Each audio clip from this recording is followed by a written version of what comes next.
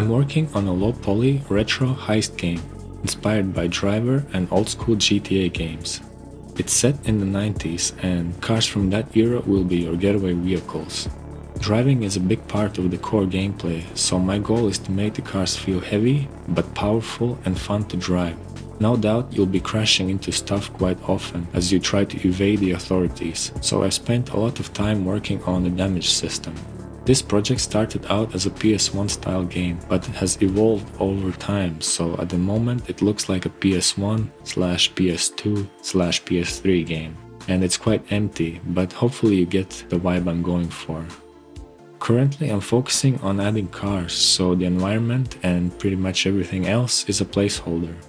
I previously said that the scratches on the car are baked in the texture, but recently I've been prototyping a dynamic scratch generation system. I'm not sure if this will make it in the final version, as it's a bit expensive, but I'll keep experimenting because I think it's a really neat effect. Everyone is raving about Unreal Engine 5 and all the awesome features it comes with, but I'm sticking with 4.26 for now, because the newer versions break my project. It's really unfortunate because UE5 comes with a bunch of awesome improvements and new features like meta sounds, but at the same time it's a relief. It's nice to not have to worry about upgrading my project or bugs that an upgrade might create, which is great because I need to focus on fixing my own bugs. Can you speak more about the custom toolbar you have? Is that an editor widget? Can you show how it helps your workflow?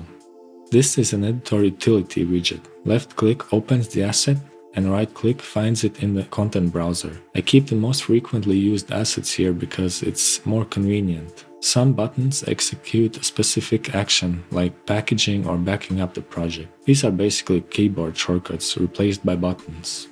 To those of you who are fans of this project, I just want to say that I haven't abandoned it. The reason for the lack of uploads is that I've been working on other stuff to earn some money to pay the bills. More specifically, I was learning Niagara, which is the particle system in Unreal Engine, to create a retro particle and lens flare pack. It sucked that I couldn't work directly on the game for a while, but all the knowledge and experience I've gained will be useful later on. Unfortunately, I'm probably going to have to do this type of side projects more often in the future so that I can continue the development, but I'm not complaining. It's very creatively fulfilling and I wouldn't want to do anything else even if it was more profitable.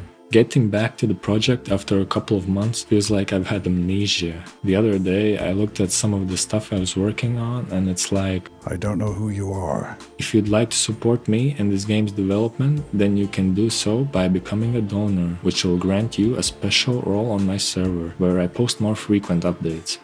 You can also find useful information on how to create a retro-style game there, if you're into that, and it's accessible to everyone. Other rewards include your username displayed at the end of my devlogs, or if you'd like your name to be butchered by me, a shout-out.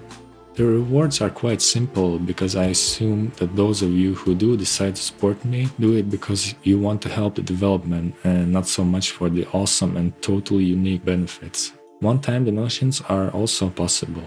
Thanks in advance to anyone who supports me. This was just a quick update to let you know that I'm still working on a game. The next devlog should be out a lot sooner. Probably. If you made it this far, then you probably enjoyed this video or you're AFK. Either way, leave a like or dislike and consider subscribing if you want to see more of my devlogs.